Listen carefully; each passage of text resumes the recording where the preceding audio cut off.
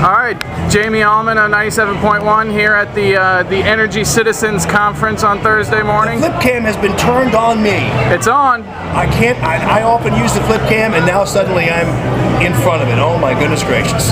What are we doing here today? Well, buddy, here's the deal. We're the energy citizens, right?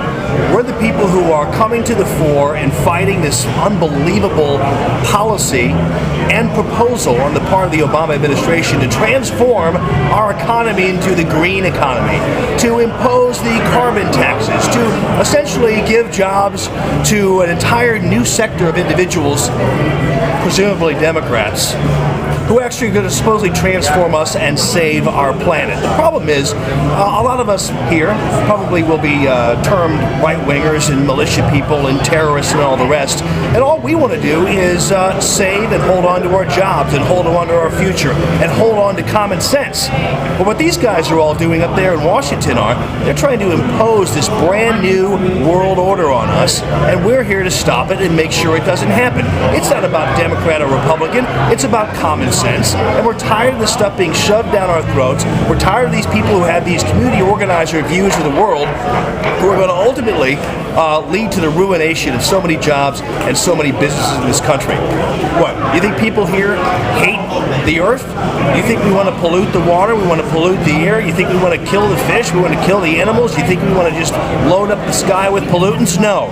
But we do know there's a better way, and we know the way is not the way of taxing, of killing business, and of transforming our economy into a socialist European New World Order.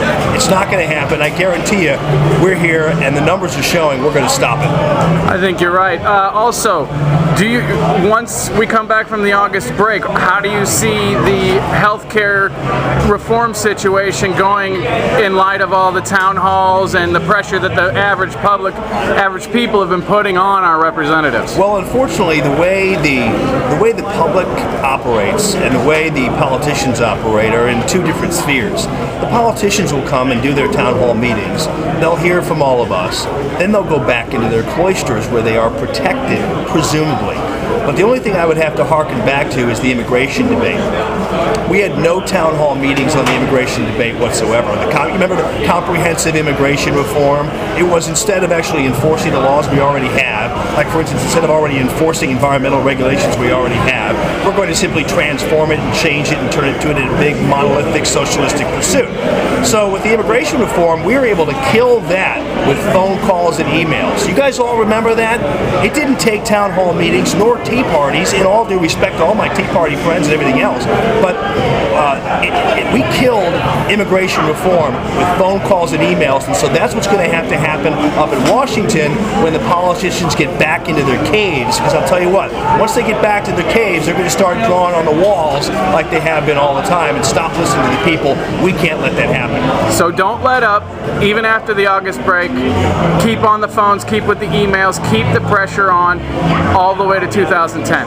Phones and emails killed comprehensive immigration reform, that terrible idea. We can kill this ludicrous healthcare reform idea still with phone calls and emails. We've already actually completed about 3/4 of the work.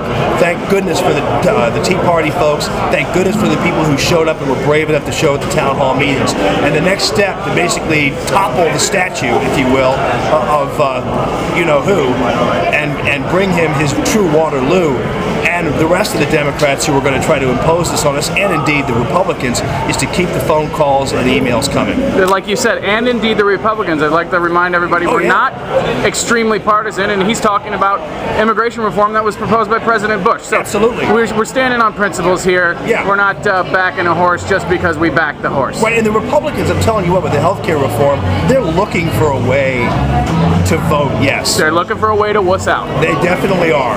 And there's going to be something that might go away in the healthcare reform, and then they'll come up and huff and puff and go, well, now I've certainly got what I needed out of this, and I'm going to have to vote yes.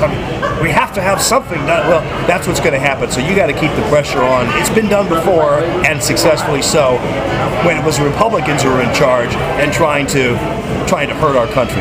Well, if they actually do that, if they go back up there and force it through, and some Republicans give, there's going to be hell to pay in November 2010, and I'll be there in the voting booth to dish it out. There's already going to be hell to pay Thank you, Jamie. All right.